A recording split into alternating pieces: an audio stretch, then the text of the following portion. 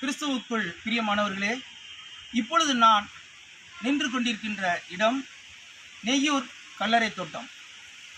நமது கிறிஸ்தவ கீர்த்தனை பாடல் புஸ்தகத்தில் இடம்பெற்றுள்ள தேவப்பிதா என மேய்ப்பனலோ என்ற பாடலை எழுதிய ஐயா தி யோசேப்பு அவர்களுடைய நினைவிடத்தை தேடிதான் நான் இங்கு வந்தேன்.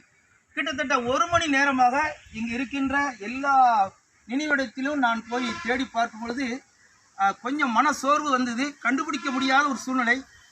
சரி, திருப்பி போய்விடலாம், இன்னொரு நாள் வரலாம் என்று நான் அப்படி திரும்பி செல்லும் பொழுது இந்த பக்கமாக அப்படி வந்தேன்.